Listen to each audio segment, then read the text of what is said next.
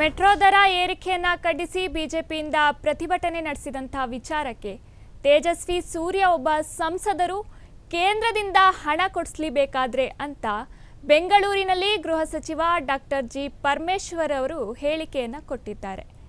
ಕೇಂದ್ರದಿಂದ ನಮಗೆ ಬಹಳ ಅನುದಾನ ಬರುವುದು ಬಾಕಿ ಇದೆ. ಅವರು ಹಣ ಕೊಡಿಸಿದ್ರೆ ಮಾತ್ರ ಹಣ ರಾಜ್ಯದ ಬಳಿಯೂ ಇರುತ್ತೆ.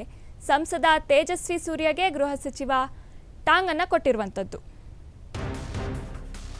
ವೆಂಕಟೇಶ್ ಪ್ರಸಾದ್ ಅವರು ಅಧ್ಯಕ್ಷರು ಮತ್ತು ಅವರ ಸ್ಪೋಕ್ಸ್ ಪರ್ಸನ್ ವಿನಯ್ ಕುಮಾರ್ ಅವರು ಅವರ ಜೊತೆಯಲ್ಲಿ ಆರ್ಸಿಬಿ ರೆಪ್ರೆಸೆಂಟೇಟಿವ್ಸ್ಗಳು ಕೂಡ ನನ್ನನ್ನು ಇವತ್ತು ಭೇಟಿ ಮಾಡಿದರು.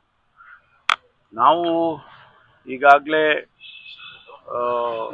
ಏನು 4ನೇ ಮಾರ್ಚಲ್ಲಿ ಘಟನೆ ನಡೆದಿತ್ತು, ಅದರ ಹಿನ್ನೆಲೆಯಲ್ಲಿ ನಾವು ಸರ್ಕಾರ ಜಸ್ಟಿಸ್ ಕುನ್ನಾ ಅವರನ್ನ ಸಮಿತಿ ಮಾಡಿ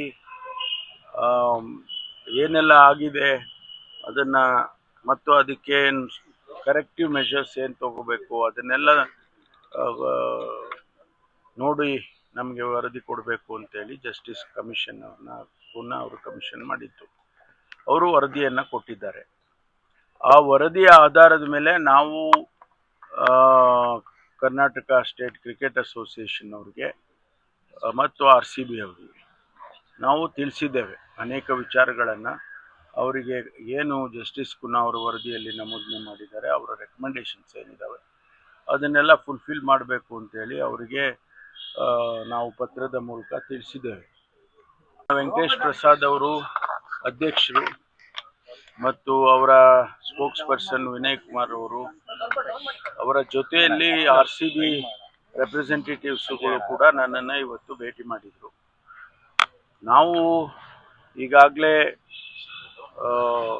ಏನು 4ನೇ ಮಾರ್ಚಲ್ಲಿ ಘಟನೆ ನಡೆದಿತ್ತು, ಅದರ ಹಿನ್ನೆಲೆಯಲ್ಲಿ ನಾವು ಸರ್ಕಾರ ಜಸ್ಟಿಸ್ ಕುನ್ನಾ ಅವರನ್ನ ಸಮಿತಿ ಮಾಡಿ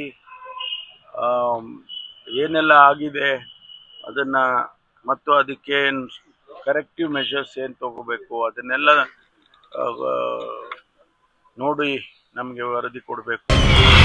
ಆರ್ ಮ್ಯಾಕ್ಸ್ ಕನ್ನಡ ನ್ಯೂಸ್, ಜನಹಿತಕ್ಕಾಗಿ.